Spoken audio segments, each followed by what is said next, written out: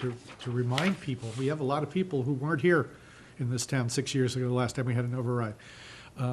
So it's not on their radar the way it was before that, where we seem to be having, literally one every 3 years. I mean, certainly. So there, how do we prevail on the town to increase the frequency? You don't generally have to prevail on the town. The frequency is what the frequency is. When you need it, you have to go for it, and you have to make the case for it, and you have to work for it. And we've been, enough people at this table have been through enough of them that it's a lot of work, and it's not easy. It's never easy. Regardless of how good the case you make, it's never easy to do. But you just have to work for it and do it. I mean, how many times did we try to do the school building project? We failed 3 times before we got it passed. But you make your case, you get it done. I think there is, sorry, Paul. Okay, it's just that the spirit of the or part of the question was definitely to, shed light on the fact that doing the override next year will mean a 7-year gap between the last one and the next one. And it's just that the town's got to start realizing that that's not sustainable. And yes, you're right, Glenn, there were a bunch of circumstances that led to that, but those circumstances aren't necessarily going to repeat. And if people get used to the idea, we only need an override every 7 or 8 years, the town's probably going to be in a reasonable amount of trouble. Oh, I don't disagree, but Right. my point of saying that we're out of practice is that I think it's just good to get back into the swing of doing these on a periodic basis. It's just going to take a little more work ramping up this first one. We've all been through this discussion. I mean, the timing of an override is partially an economic decision and to a large extent a political decision. Can you get it passed? Do you have the time to make the case to the populace that this is the time to do it? And without speaking for all the people who've been involved in this discussion along the way, I think there's certainly some concern that, given the fact that it's been a while, possibly the longer period of ramping up to an override is necessary the first time. But what's I see as different watching the overrides, this finance subcommittee and this school committee goes out to the schools, and so that's a big change. How many years have you been going out to schools? So let's say last 4 or 5 years, and when I look at Chuck, and you look at audiences that have 50, or 60 people in an audience, and they're that interested in their school budget, that I think a lot of education has been established already, going out to every school. And I always think if you have 50 or 60, or if you have 30, or we've gone out to 5 or 6 people, they go out and talk to 10 others. So that, to me, observing over the years, is really different, that the school people seem, you said they're vested in the school budget. I mean, they're coming out, they're leaving their families, and they're getting the exact presentation that you're getting, and they're asking really good questions. And every month I meet with the PTO presidents. The budget's on every one of the agendas, and Chuck would come to those meetings. Were you a PTO president? Treasurer. And so the 2 other fathers were PTO presidents, and then they would bring that information back. So that's the topic for the meeting the week after vacation, the school budget and the outlook for the next 2 years. So this is a group of parents and who advocate for their public schools. And for me, when I leave those meetings, I say to them, this is a testimony to the town and you, that you are interested in your school budget. I don't think you'd go to a lot of communities and see that many parents interested in the school budget. Fair enough. I mean, I think there is a perception amongst a portion of the town's populace that it's getting pretty rich over in the schools, and you talked about your salary structure, and I don't want to spend all evening on that because we probably could, but the contracts that you had through the economic downturn didn't take a downturn. as most of the taxpayers did. And so I think the result is if the teaching population is exempt from that kind of economic pressure, then it feels unfair to those who are paying for it. And so, I mean, we have a question later on about negotiations, and I know Leroy can probably talk about that, but Or not, how it goes when we get there. But I do think that, you know, that the people in general want to see some restraint, because right now you have a teaching faculty that is 63% of them would not qualify for consideration for affordable housing, which is good.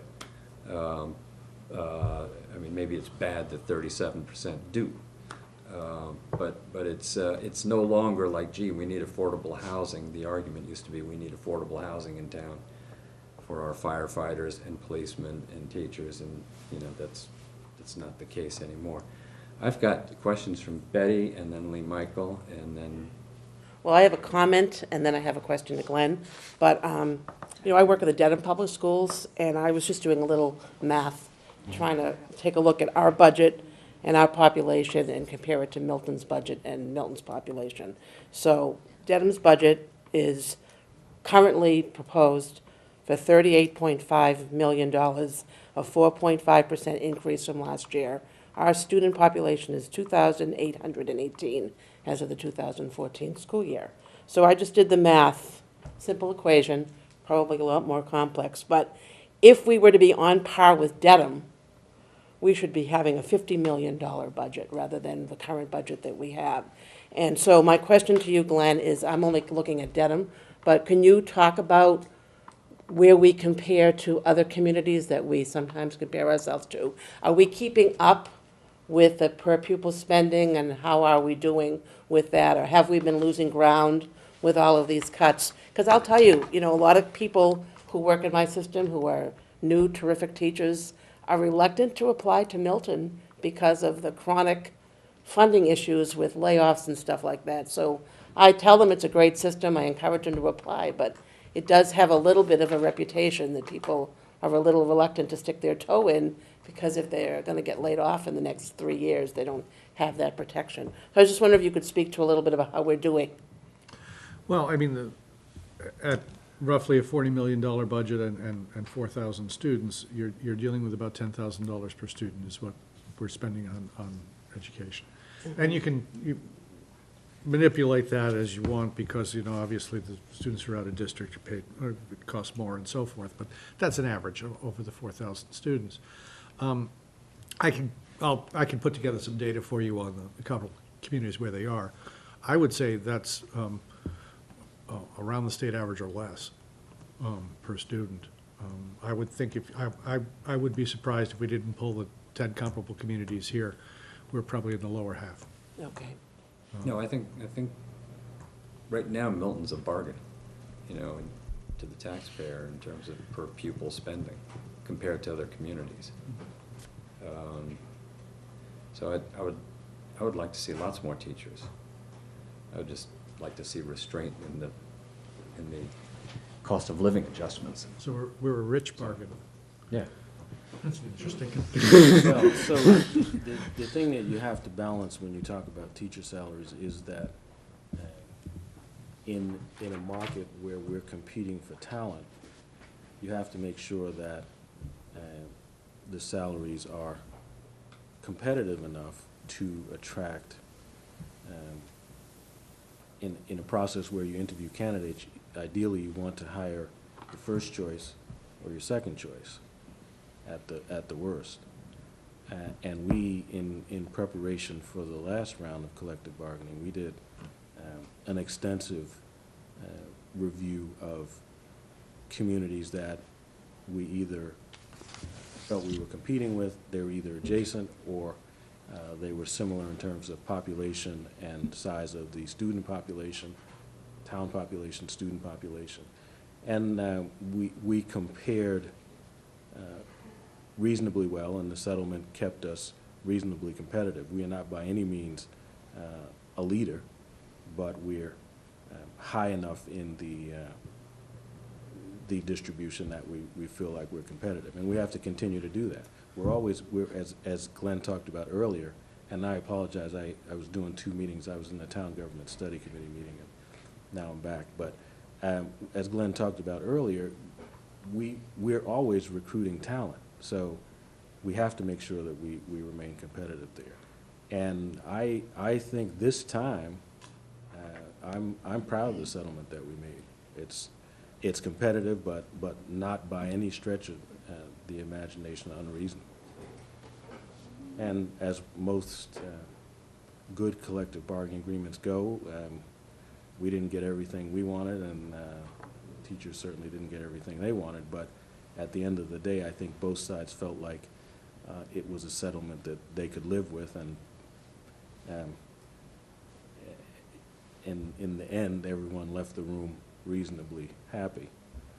It was a hard road getting there, but I think both parties felt like it was a settlement that they could take to their membership and recommend, and they did, and it passed overwhelmingly, so that's always a good sign. Right, either that or negotiations leave everybody unhappy, and that can be a win too, but having everybody happy is Well, better. yeah, So- but see, if you have to put this in the larger context. If you're talking about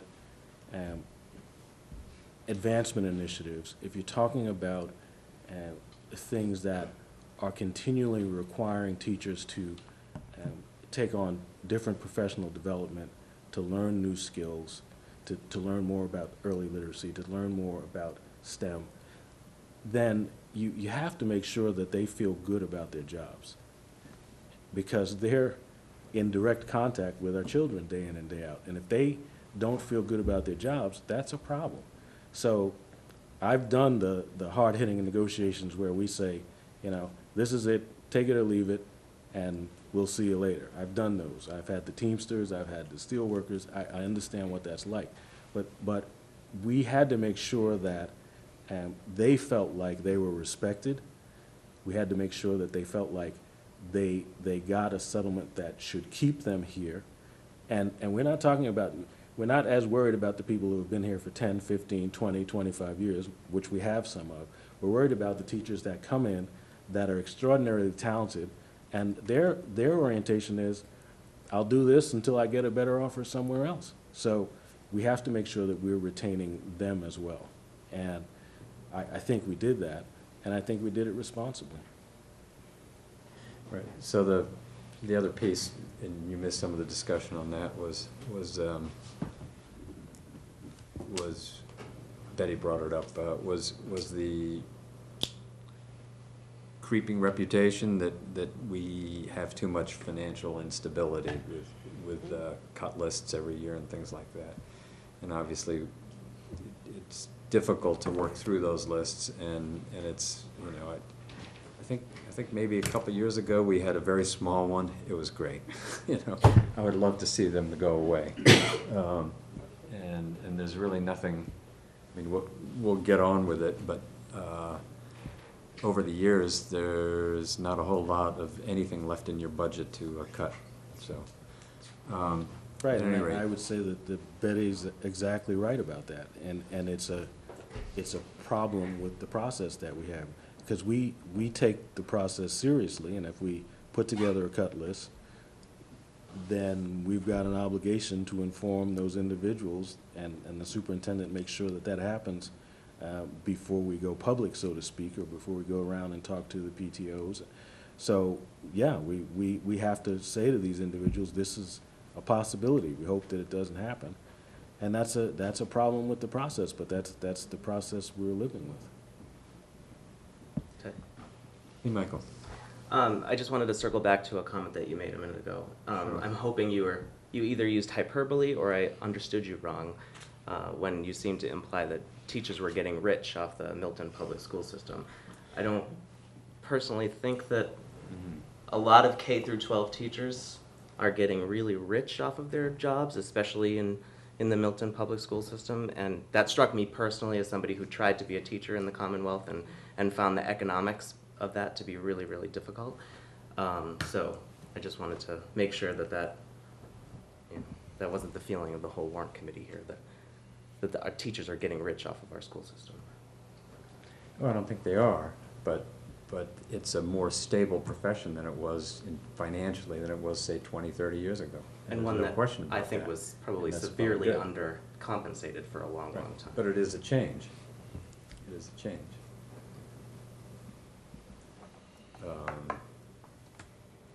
Anything else? Moving on to. Not unless you want to take an hour on that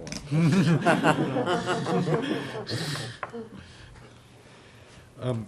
Your next question concerned the advancement budgets, the history of it, the prognosis going forward, and a couple questions about, in particular, the reading specialists that were labeled as interim reading specialists. Yeah. Let me take care of the simple part first on the reading specialists. When we brought in reading specialists at grades 1 and 2 and then at grade 3, we follow the progress of these with our own internal assessments as well as, MCAS and standardized tests and so forth. And reading specialists are a vital part of the educational program. In fact, they were one of the cuts that were made many years ago that other districts would look at us and say, what do you mean you don't have reading specialists? How could you not have reading specialists? Everyone has reading specialists. Well, we didn't for a while. And putting them back is making a difference. We can quantify that. But when you introduce them at grades 1, 2, and then at 3, you are introducing them behind a cadre of a certain group of children who just missed them. And so while going forward, this is a good thing and will feed its way up through the system, there are issues with the children who didn't get, who were in grade 3 when the 1 and 2s reading specialists were introduced, and then we're in grade 4 when we added the grade 3 reading specialists and never got the benefit of those positions. So the interim reading positions in here were envisioned as 2 people, one at upper elementary and one at the secondary, to sort of as not as necessarily permanent positions, but as sort of to stopgap positions to bring up to speed, to catch these kids up until the trailing populations came up behind them. Hopefully, if you had, for instance, a reading specialist working in grade 4 and grade 5 this year, you may not need them in the future if the grade 1, 2, and 3 are getting people up to speed by grade 3. You don't need the ones from grade 4 and 5. But at the same time, you can't just say, well, sorry, kids, you're just a hair too old and you missed all this. We have a responsibility to the children who are there. So the notion of the interim reading specialist was, as a temporary position, temporary full-time position to deal with those students who never had the benefit of the specialists that we added in. They're full-time teachers, benefits, the whole 9 yards. It's just the intention is that they're not permanent positions, that they will, their usefulness will expire after a certain amount of time, and they would cease to be necessary in the system. So that was the meaning behind the term interim reading specialist and why we looked at it as a potential use of one-time funds. And to your comment about you could understand why a permanent 4 or 5 reading specialist makes sense. The flip side is, well, hopefully if the 1, 2, and 3 reading specialists are effective, jobs.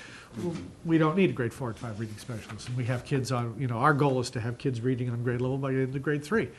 And then you don't, then it's, then they're, as the saying goes, they're not learning to read, they're reading to learn at that point. They are, they're using those skills to actually improve themselves. But until they're functional at reading, they're at a disadvantage. So that's the idea behind the reading specialist. Just a quick observation and a question. I actually didn't notice this till later, just a few days ago. When you did your PowerPoint presentation on page 32, you actually had them listed not in one time. Yes, Okay, did you change your mind? yes. Okay. Once we were looking for sources of things to fund with one-time money, once Okay. we realized that they're not permanent positions, All they right. became eligible for putting in the one-time funds category. when you say they're going to be interim, do you have any kind of ballpark figure of how interim? 2 years, 3 years, 1 year? How long do you think you'll need them for? It's hard to say. I mean, potentially a grade 4 or 5, depending on the number of children. Could be 1 year, could be 2 years. Hopefully, by that point, you have your other kids up into that position. I mean, it But we depends like on the to- we like clientele, the 2-year actual plans. number of children that they have to service and so forth. I mean, and the progress they make. But I mean, the intent is, you know, if all children, thanks to the other ones, are reading by grade 3, their usefulness would be of finite length. Okay. I think it would be difficult to argue that they're interim positions and therefore eligible for one-time funding if it's longer than a year. If what, Leroy? If we anticipate that the positions will be on our roster for longer than a year, I think it's hard to argue that they are interim and eligible for one-time funds. Fair enough. So that was half the answer? Is that right? The other half was, where do you see the advancement budget going in the future? Crystal ball. Yeah. Maybe I should defer to the school committee on Thank that, you. since that's a school committee decision, not, I think, I hope that we will always be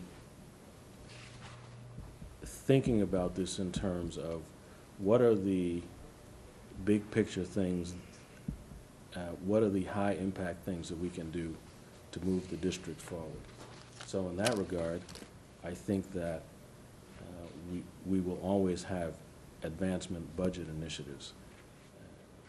I think Dr. Pavlicek has pointed out on a number of occasions, if you look at the trends, the earlier advancement initiatives tended to have more positions, the later advancement initiatives tended to have fewer positions.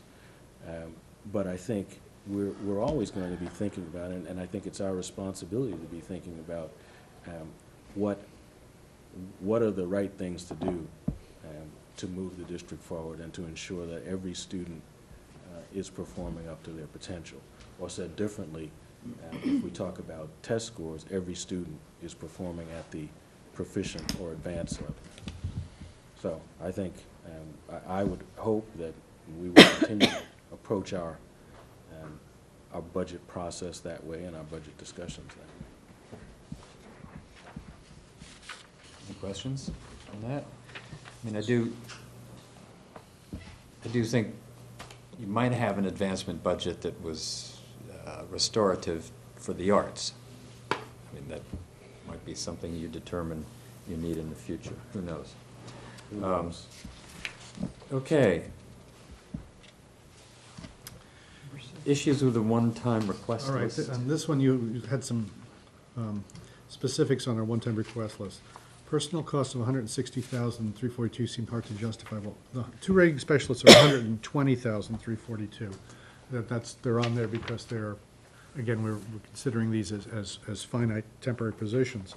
I'm not sure what the other $40,000 is that you're referring to. God, I'd have to take a look at. Because I didn't see it in mine. There were some consultant fees and some professional development, but they weren't salaries. So I wasn't sure what the personnel cost was. I was just looking at my sheet. But we can come back to that. The technology, you're saying the technology wish list of 68,000 isn't part of the budget. It actually is. In the technology budget, there is a line for additional funding, additional equipment purchases, which is $68,400, and it has a break. If you look in the back section of your budget book on the technology tab, Right. it has a breakout of what that is. So it is part of our budget. It's not a wish list. It's a requested amount.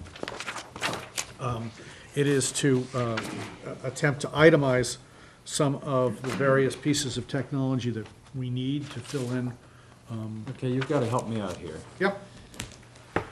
I've got technology, I've got a list that totals $245,000, not 60, which is what you have for expenses. And it has license renewals for 95,000, projector and lamp replacements for 15,000, periodic computer replacement 45, and district-wide supplies 32.6. 30. No, Park hardware for 60,000. that's last year. That's this current year, fiscal 15 you're looking at. Look at the right-hand column, fiscal 16. Okay. What tab are you on? The technology tab? In the technology tab, the third page. I think you gave us last year's page again. You know, Glenn, I don't This have is- a page in there. 15, 16, 2 columns? No, No? Not what, I have. No, this is what I've got.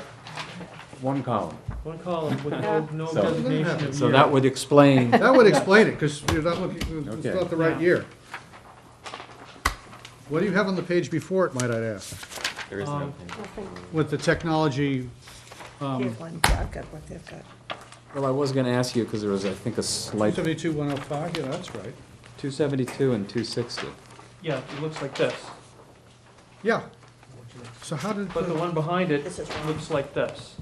He's got, So I have 272. for some reason, I got the wrong page for the one behind it. I will get Okay, you the well, right that- page. That explains a few things. Because that's the fiscal 15 budget, that's not the one I have is 2 columns, that's the fiscal 15 budget. Okay. The difference is the fiscal Good 16 work. budget. At good least work. you know we're looking at it. Okay, just so you know, I'm impressed. the first three items are the same.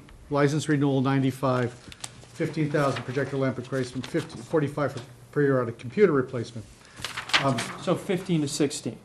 Yes, they're the same numbers. So the ones we. But the district-wide supplies from 30,000 goes up to 32.6, all right?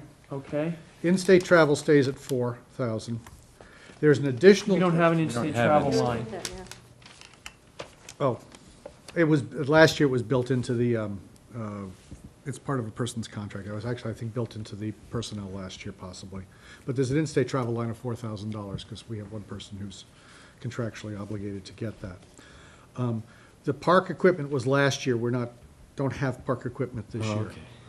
And we have a $68,000, 400 additional equipment purchases, which is that sheet, should have a Right, which we do sheet have. that you have a We breakdown We on. do have that. All right, That's here. that replaces the park. Park is Okay. gone. All right, because I Park was was. last year. 'cause That the was prob- one-time funds, it was last year, it's gone. The 68.4 is additional equipment this year, that's part of our technology Okay, so budget. that's why I couldn't find where this was. Okay, Okay, that was part of the. yeah, all right, so I can give you the other page, somehow or other you got the page from last year, that's bizarre. All right, Okay. One Well, page that one helps. page wrong in the whole thing? Yeah, that's That's good. peculiar. That's all right. Oh, there might be others. Yeah, all right. Anyway, so 68.4. Good, I'm glad it's in the budget. It's in the All right, budget, yeah, yes. Trying to figure out where that, yeah, it's just like that came out of nowhere, All right. so, all right. Yeah, without the page in front of it, it wouldn't make much sense, Yeah, no. yeah. I'm not sure how thrilled I am to see some of these items, and maybe it's just me, but could you address the idea of smart boards as a educationally useful tool at the pre-K level?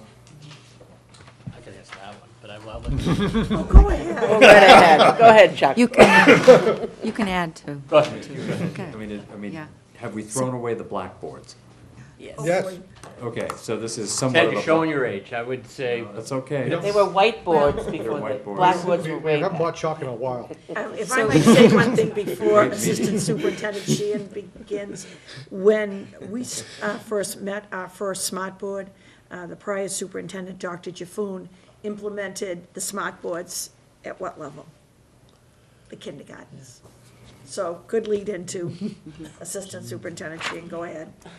Well, now recognizing that our children are using interactive technology many years before they even enter preschool, they come in with the ability to manipulate technology. actually require more motivating tools now. So actually the teaching style is very different. Teachers are really not at the blackboard all day with the children. The programs that complement and support the curriculum programs are interactive. So there are a lot of programs that can be accessed through the computer and displayed on the smart boards that allow students to interact. And the readiness skills are built into these programs. And there's a lot of movement involved in a preschool classroom. Actually, since we implemented smart boards in K through 5, our preschool teachers have been asking for them. And so we knew that eventually, again, because of the interactive tools that we're now required to provide for our young children, they're accustomed to this. This is how they're learning now. We know that it's time to consider that even at the preschool level. The interactive tools also allow teachers to differentiate for children more readily. Children who need to be challenged can use technology in ways that are different from students who actually need support with learning challenges. So there's a lot of room for differentiating instruction as well with the technology tools. It's not just the smart boards, it's with iPads as well. Just sort of a sidelight with the park exam coming on, replacing the MCAS, there's enormous worry about the fact that students will all be taking these on electronic devices now. You know, the fourth grade long essay will be typed, not written. All of these things. In last year when we're piloting it, you find that the third graders adapted to it much more readily than the older kids did. Our worry was what's going to happen with these 8-year-olds when they start sitting down in front of these devices to try this park assessment. They were fine. They were just golden. You know, this stuff is natural for the younger kids.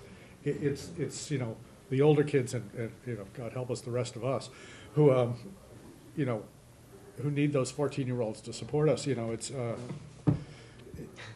these kids learn very differently than we learned when we were in kindergarten.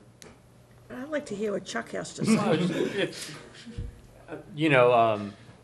So my kids are a little bit older, but they started in first and second grade with smart boards, and it just makes the experience, I don't know all the teaching jargon, but it just makes the experience more interesting to them. Some of the tools, it makes it seem more like games, which the kids like, quiz games, things like that, and it's really neat, and it's an important tool. And I know I always say it, but we're talking about park and the smart boards. This is a very unique community in the individual PTOs, the Milton Foundation for Education, and every opportunity we can to write a grant, so that the responsibility has really been shared and really taken off the taxpayer.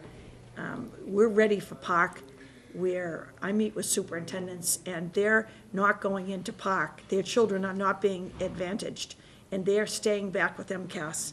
And I can share an article that I shared with the school committee today. MCAS will be gone. There's no MCAS 2 ready to be given 2 years from now.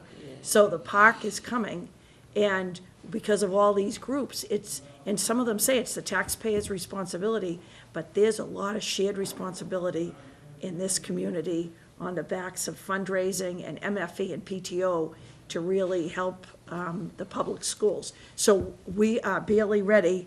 We meet every 2 days getting ready for this park, so that everybody, all the teachers are trained, the children have the advantage of understanding this new assessment tool. But to your point about the smart boards, that's been a shared purchase with the taxpayer. So all of us are benefiting, but the taxpayer, the MFE, and these PTOs have really shared the responsibility. Yeah, I mean, I'll just say, I'm going to run into myself a little bit, because I used to say, we funded a lot of smart boards at Collycott through the PTO, maybe $40,000 or $50,000 worth. And I'd always say, when are you gonna go to the town to get it? Now, here, so maybe. So I'm running into I was like, you run into yourself sometimes. So, and through the MFE, that has been, for 2 years in a row, their big annual fundraising dinner has been for technology. And that has been spared from the town quite a bit. So that's several $100,000. I only can speak for Collycott. I don't know I assume that's going on at the other elementary schools and the middle school and high school. So it is a shared burden. And to Chuck's point, I've said it before, but I'm going to say it again, because I go to the MFE board meetings, I go to the Copeland board meetings, I go to the PTOs, and they're raising this money to enhance the educational responsibility. They don't want to think that they're taking over the taxpayers' responsibility. It's very important to them that they want to, they said to me, when we did their purchases of technology, we're not getting you the computers and the Chromebooks to take Park. That's not their responsibility. And so we walk a very, very fine line, but they have enhanced the educational experience substantially. To your point about smart boards. Well, thank you. So, Just a little vignette about smart sorry, boards. go ahead. I work at a school that's 4 years old now, and we got a smart board in every single classroom when this building got built. So our kids, first grade up to 5, they deal with smart boards all the time. And I'm the school counselor, so I don't have a smart board. But the first graders come in and say to me, "Where's your smart board?" They just expect that that's part of the everyday equipment that they're used to. And I mean, if I had a smart board, I'd have to have a huge training on it, but maybe someday, we'll see. But it's just part of the norm these days for most of the kids. and apparently smart boards are not one size fits all, because your computer lab in Glover needs a better one, a bigger, better, whatever. I We presume. could keep you here all night talking about the Yeah, applications. great. Yeah, I mean, I presume when they. different technology works for different things. I mean, and, what works for a classroom of third graders isn't what's gonna work for a classroom of eighth graders or across So if high they school. get a And so we new have to have, or from subject to subject. So we do need, in a high school science class, you need laptops. And we don't talk a lot about laptops so much anymore. We have all these little devices and stuff, but if you're doing digital science experiments that are feeding, live stream data off a meter, and it's got to go into a laptop because it has to have the power to run it, to do the analysis. So our teachers will tell you, I need this for this kind of a class, or I need this for this. It isn't one size fits all. Smart boards, they have their use, but they're not a panacea. They won't make everything suddenly work. You have to, you do need to do other things. So presumably. Plus, if you're taking Park on these different devices, students need to work with them first. The first time they have an iPad in their hand can't be when they're taking the Park exam. They have to be facile with those sorts of things. So this is a piece of the budget which is likely to grow each year. Yes? Yes. Okay, but presumably the upgraded, the Glover computer discard smart board will go to some pre-K room or something? You won't throw it away?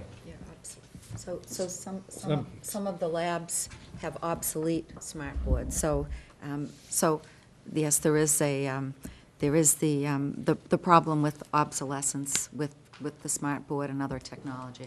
We have smart boards So that are 8 as- years old. They don't work on Windows 7. So as the computer labs are upgraded, some of the smart boards will not work in the computer labs. We've had to replace some of them. In fact, the Will they PTO work replaced one. for pre-K?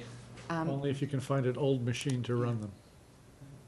The issue is the computer that they connect to. As Windows systems have upgraded, the folks who make smart boards said, well, we don't need to upgrade, you're gonna just buy a new smart board anyway, because you have a new operating system, so they're not backwards compatible. So as long as you can keep an old XP system running, you can keep using the smart board, but that's got a finite lifetime too. So. Right, because the days of the upgrade, being able to play everything that came before it are gone. Yes. That doesn't happen anymore. Yep. Okay, well, we've beaten that one to death. Thanks. Yes. Let's, That's our life.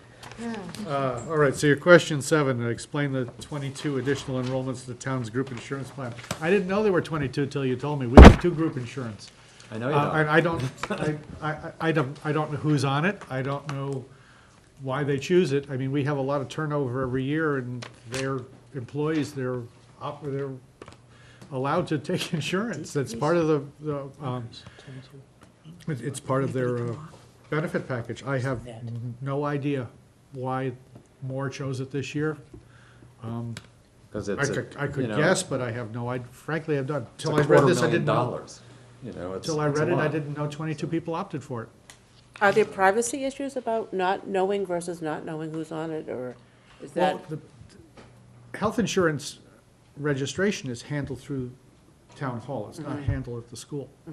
So, I mean, it's handled through the treasurer's office. The treasurer's office signs people up for insurance. They put it to their, their deductions are taken from their paycheck. I don't get to see anybody's paycheck. I know what they earn, but I don't know what they get deducted. I don't know if their salary is being attached for some reason. These are all privacy issues involving people's salaries, and we don't have access to it because at the schools, there actually isn't a need, for us to have access to much of this. So the short answer is, I have no idea. I think What's the thrust of the question? I think the question jumped out simply because the town side went up 7 enrollees, and you guys went up 22, and we know that you have a much higher number of employees, but that ratios probably seemed a little off. We probably have a Some higher people- turnover rate, too. Yeah, so I mean, I We think that's probably higher. why I think that's what generated the question. Between people who weren't renewed, people who retired, people who resigned, we probably, 40 people turned over last summer. Right, you You know, have, so nearly 8% of your employees turned over. And that's actually just in the teaching ranks, and probably even more in the aide ranks. Aides are much more transient than teachers are. So we have a large amount of turnover. So if people's preferences, they opt for health insurance rather than having a spouse opt for health insurance, we have no way of controlling that or even knowing about it. it's not just turnover, that's part of it, but we have over 400 employees. And at any given time, any one of them during open enrollment period can say, well, I was on my spouse's plan, but that person got laid off, or those premiums went up and now this is a better deal. So at any given time, any one of those individuals, once a year, can say, I was on this other plan, now I'd like to be on your plan. And with 400 employees, there's gonna be quite a bit of that. Some of it's new hires coming in and making the choice, but the open, as all of you know who have corporate or insurance through your employer, there's an open enrollment every year where you get to make a choice. We're well aware of that. The question really is there some factor that you know about that is driving this? And apparently there isn't, No. so, Okay, great. all right. Thank you. Residency. This one, I have to admit, how many students are enrolled in Milton Public Schools that are not legally eligible to be there? None. This is like, do you still beat your wife? I'm sorry. No, how quickly are they removed if they're determined not to be eligible We- by the residential office? Well, Immediately. immediately. Immediately. I mean, we have, Well, that's- there's a whole process. We have from a tip line to a piece of return mail to someone talking to someone and saying, oh, yeah, I'm living with Uncle Joe now in Randolph or something. Any kind of incident like that triggers, a report back to our residency officer, and the residency officer investigates it. We have 3 police officers who are stipend to work with the residency officer. They, if it's determined necessary, they will stake out a house, see where the kids are coming from. Are they coming from that home? Are they going back to that home? Is anyone living there? Has the water been turned off? Is there, we do investigations. And when we do an investigation, if it's determined that the child doesn't live there, we issue a letter to the parents saying, is our understanding. You no longer reside in Milton, your children are no longer eligible to be in the Milton Public Schools. They will be out as of, and we give them a date. Immediately. You know, it's, a couple of days. I mean, it's not 6 months, it's not 2 months, it's like Friday. You're not eligible to be here. And if they can come back and if they, can reprove residency, they can re-enroll, but then they have to go through the whole process of, a notarized landlord living agreement, tax bills, all that sort of stuff that they have to go through to prove that they actually live here. We treat them as if they were someone walking into the town for the first time, and we have to verify that they live here. But no, it's not a long process. It's, if it involves the police, checking for a while, you have to do due diligence. You just don't put children out willy-nilly because someone said they don't live here. You have to investigate and do that. That takes a little bit of time, but once it's determined they're not here, they go. Excuse me, Ted. Go ahead, Paul. This question was generated from concern Milton residents. So your short answer is that your diligence on this is very high. Yeah. Okay. And the Very high. diligence comes with a price tag, too. Yes, we stipend Yeah. 3 police officers. We have a residency person. There's full-time. These all have costs. I mean, What is the stipend? The police officers are $12,000. maybe $13,000 each per year, Okay, in addition to the police salary for doing work for us. and so that's in your budget Yes, and shouldn't be in the police budget. because Don't even go down. that dog, Not the year for that.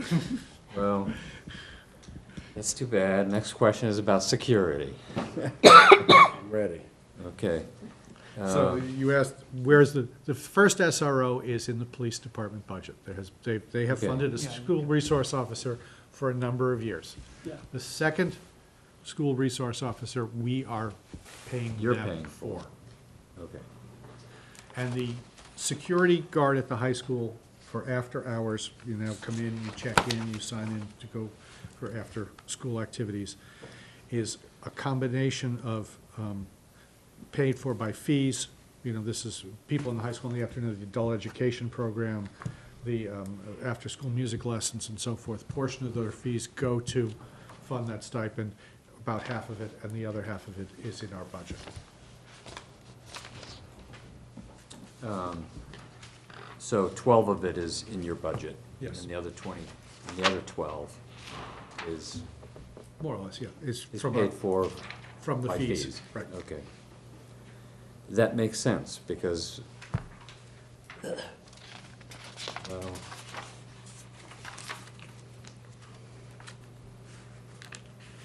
okay, great. Now, what about capital, security expenses? Are we finished with? Just a quick rundown, I was talking with Bill Ritchie about it yesterday. As I mentioned, capital grants, gifts, so forth.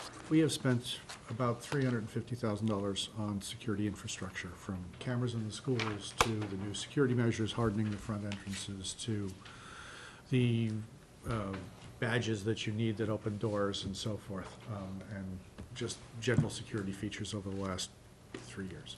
I'd say $350,000 is a reasonable estimate of what has been spent. And as for future expenditures, you asked, one of the things that is on our capital budget, although not for this year, security/surveillance cameras at some of the other schools. We've had some issues with vandalism behind some of the schools, some of the elementary schools having some some surveillance cameras more than security cameras around them, not so much to prevent people from breaking in, but to see what sort of things are happening on the perimeter behind Cunningham Collicott, behind Tucker, behind, having a camera know who tried to set the Glover play structure on fire a year ago. Those sorts of things. Well, actually, they didn't try. They did set the Glover play structure on fire a year ago. We had to file an insurance claim and rebuild it. Having security cameras or surveillance cameras for some of those issues would be a reasonable thing. It doesn't come cheaply. It wasn't prioritized as some of the security issues were, but they're still out there, and remain on our capital list, although, again, not for this year. So there will be some more capital requests for cameras. There will be, but we're distinguishing between those cameras that enhance our security capability, and that's $68,000 to address some remaining blind spots in the high school inside, and then roughly $300,000 in exterior cameras, which we can't characterize as security cameras, but they will enhance our ability to view the perimeters, outside perimeters of the schools, and particularly in off hours. Is there an insurance requirement for that $300,000 expense? Not that I'm aware of. And I think we've, in terms of our prioritization, the security cameras are number 1 or number 2 priority. The exterior cameras are 4 or 5 level priority. So the likelihood that they get Understood. funded is less. They're out there. Right. Okay, maintenance, we had a question about maintenance. Because you had maintenance going up $45,000 from the previous year. And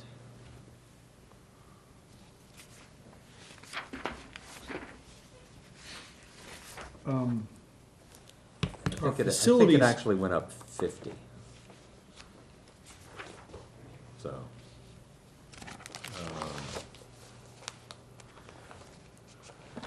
I'm gonna ask this, do you have a 2-column sheet for maintenance with 15 against 16, or did you get a wrong sheet here too? That would explain it. You have the wrong sheet. We're not doing too well here. why- 2 sheets. 2 out of a big number. I'm trying to figure out how we got 2 in the middle of all these. All right, well, that would be why. Well, you'll give us the new sheet. I'll give you the right sheet. Great, that'll explain it. All right. Okay, moving on. Yeah. Aside from those 2 glitches, I thought this was a beautifully presented budget, and the thing that I especially liked was your inclusion of supplemental grants and revolving funds in the summary sheets, so that we could see, you know, right next to what the general fund was going toward, we could see what revolving funds and supplemental grants were being used for, you know, across the same budgets. And it you know, it shows that, I mean, quite dramatically, that this is not a $40 million organization, it's a $47 million organization, and you know, the fact that that large percentage, whatever it is, what is that, 7 out of 47, anyway, that's you know, that's not coming from the taxpayer, and that's the result of some unfortunate fees, but also a lot of fundraising and a lot of work bringing in grants. But it also means that you depend heavily on it too. And so it is a concern when we see that it dipped, but now you're telling me Well, that there's it didn't 2 dip. things. Okay. Part of anyway, it is- I did want to tell you that I love the presentation. Yeah, I know, I was looking at it, Okay. so why did it dip? Because I didn't think it had. And so I was going through it again by line, because it feeds back into this. And I realized what had happened in the supplement, in the student activities. There was an entry last year for $200,000 for non-salary student activities that isn't in here for this year. That money is through the high school student activities account, individual fundraising and so forth. And so I didn't put it in because it isn't, that's in their own fundraising this year. So really, it should either not be in both places or it should be in both places. It's not a difference from one year to the other. That money doesn't go through our office. High School Student Activity Fund is a very special fund set up by the Chapter 71, and it's run by two stipended individuals, runs through the high school principal and through the treasurer's office. It doesn't actually run through my office. It's a separate, completely separate accounting system. So when I built this year's budget, I didn't include it. I guess I did last year. So, I mean, either put the 200,000 in both places or leave it out of both Or leave it out places. of It doesn't both. matter. So basically, It's just a different fund that feeds in that I don't actually control. okay, so basically the combination of revolving funds and supplemental grants is still, it's a wonderful piece, but it is flat. Yeah. So it's not gonna help with increasing costs. For instance, the single biggest one we have is our special education IDEA grant. Right. It's about $1.25 million. That number hasn't changed except to go down by $50,000 in 8 years, right? Now, that's what we've historically used to fund our special education aids. And once upon a time, it covered our special education aids. It no longer does, as you can see from look at the special education aid line in here, it only covers a portion of them now. And it looks like our budget for special education aids has gone up markedly, a huge percent from last year, if you just look at the general fund expenditure. But actually, it's only gone up a small, 2.5% overall. It's just that the grant has stayed constant. And so we have to eat the whole increase. And so that increase as a percentage of the portion we pay looks huge. That's one of the reasons I like to include all the funds in there, so you can actually see what the real increase is, and it's just. And it's really federal good, gov- the it's federal really good to government- have 2 years the way you did. Yeah, there's no, that money was cut by one of the sequestrations and has never been restored, and it hasn't changed in a decade for all practical purposes. So, yeah, grants are iffy things, and as I said earlier, we just got the 9C cut on our full-day kindergarten grant. So, that's gonna cost us $32,000 this year.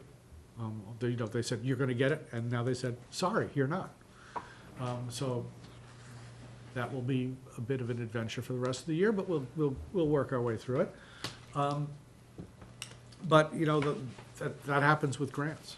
If you can have a good year getting grants, and the next year it's not so good, so you have to be careful about how you budget for them. I mean, some of the grants I don't include in the other funds simply because it was a one and done, and putting it in for last year would only, artificially suggest things about this year. If someone gave you a one-time grant for $10,000 to go, put a weather station on top of Glover School or something like this, that you don't expect to see again, and, I really tend not, it's in the grants page at the back, but they tend not to be in that other funds because it's really not part of operating, it's a completely separate thing. The gifts, for instance, treat it more like a gift, and that's not really it. Makes sense. But the MCAS grant, which generally runs from year to year for summer MCAS support, or the Title I grant, or the Title II, Title IIA grant, and those sorts of things that we expect to get on a regular basis, I do put in, so you can see how they move from year to year. So on a larger picture, what are we expecting the state to give the town this year? I know you're always on top of that, the timing, the votes in the different chambers. I haven't. This is the first year of a new administration. Right, so they have more time. They don't have to They create have their more budget time. till March 4th. Which is not very helpful for us. No, not at all. The interesting comment that I heard yesterday was that in one of the governor's remarks, he said he was going to, he was looking at tying local aid to increase in state receipts, which is interesting because the consensus revenue estimate came out, 10 days ago, and that showed some uptick in state revenues. So that leads me, some hope that there's some hope for some sort of an increase in local aid this year. But it's really early. I mean, I wouldn't have even said that until I heard that yesterday, that in one of his speeches he should have tied the two things together. You know, we'll see as it plays out a little more. I mean, even the consensus revenue estimate is later this year than it usually is, primarily because of the turnover of the administration. So, and that's only, you know, a week old, and so we'll work through that and see what it seems to say. It doesn't indicate a downturn in state revenues, which is a good thing. So, we'll see how that plays out Yeah, when he. thank you. We have puts out- Yeah. enough pressures as it Yeah. is without that. Yeah. Okay, retirement. What do we have here? Actually, enrollment. Oh, sorry, That one. sorry. Number 12, enrollment.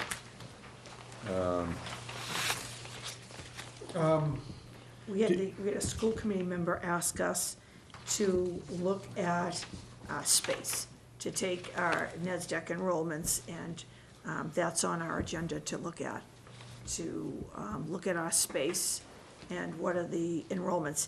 If you look at the NESDEC enrollments, we had to have them adjusted because their enrollments, and they're the organization that all of the school districts use, were low. And we had to explain to them things that are unique about the Milton Public Schools. And so we've been charged by the school committee to look at space, enrollment in space. Yeah, we did, So the enrollment information you gave us, I the believe we gave you projections, the updated, you gave us the Give me NESDEC the- information? Yeah, that Yes. seems to be it, yeah. Okay, but you're suggesting that that's no, I a think that we low ball. gave you the updated one. Let me check what this year's kindergarten is.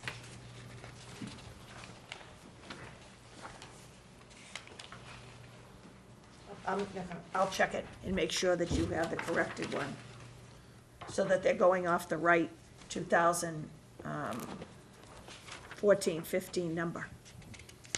Okay, because all the charts and tables come with the NESDEC logo. Yeah. They do them. yes, Okay. Right. I think. They actually get, as you can see, they actually communicate Yeah. with the town's, town hall on births, on Right. housing permits. Right.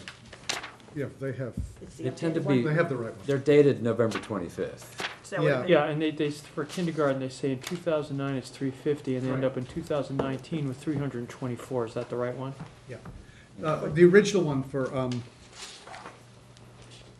birth year 2009, yeah, that's this year's kindergarten. Right, these are the right ones. What had happened, they had under-projected our kindergarten enrollment this fall, rather dramatically.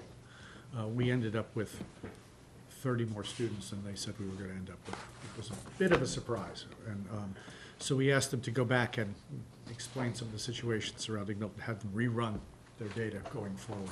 So this is the current one. But we had to have them run it again because it wasn't right. It clearly had some errors. In our projections for the 5-year plan, which is another meeting and another night. No, you have the benefit of having worked on it. Yeah, so We haven't we seen we it. did build the enrollment projections into it, but just on a proportional basis, saying if we're going up 2% per year in enrollment, we'll add 2% per year for certain instructional costs. And we just did, we built it in that way as a rough estimate. We didn't say what's likely to happen in terms of, classroom utilization space or anything like that. We have to look at that. I mean, we had, as I say earlier, we had quite a considerable bump up in our kindergarten and first grades. If that is a trend that continues, we will have issues. We have 16 kindergarten, our buildings are built for 14 classes at each grade. 4 at Glover, 4 at Collycott, 3 at Cunningham, 3 at Tucker. We have room to add a class at each grade by rotating it around from school to school. So we can handle 15 classes of each grade very easily. We got 16 kindergarten classes this fall. If that becomes a pattern, we have a problem. We don't know that that's a pattern. 1 year doesn't make a pattern, but it makes a concern. So we are gonna have to watch that. But it could be that if there really is that, that's one of the reasons we want NESDEC to run back and run it again. It doesn't look from their numbers like this is gonna be an issue, but they were wrong once, so we just want to make sure. But, at the elementary schools. We have some, we could run into some capacity issues, and especially if the preschool grows. That will put strain on the elementary school buildings as well. And so at the elementary school, we could be looking at space issues if we had an influx of younger children. Okay, I mean, a related question, I guess, not one of these, though, is your teacher-to-student ratio numbers, and you gave us a huge breakdown on that last year. But I did notice that there was one category or one 5-year period where the average class went from 18.6 to 21.4 or something like that. It was about 3.5 students over 5 years. And so that's a concern, because you're maxing out at that level. So that was I think behind the in enrollment- your answers from last year's. And behind the enrollment projections, you have our enrollment chart, which, at least at the elementary level, lets you see the size of all the classes in different schools. These per class, the teacher-student ratio at the middle school and high school is a little more difficult to work out, but we can do that. I can give you that sort of data again for teaching.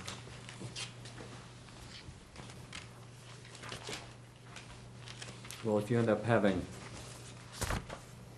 if you're already at about 21 kids per class at the high school level, and then you have a bulge approaching the high school of, And reductions in high school teachers. and Yeah. reductions in high school teachers and Yeah. offerings, then all of a sudden your ratio is gonna become untenable. Okay. So retirement, you've answered, Glenn, can you show them what the enrollment chart looks like? Because I'm not sure they have it.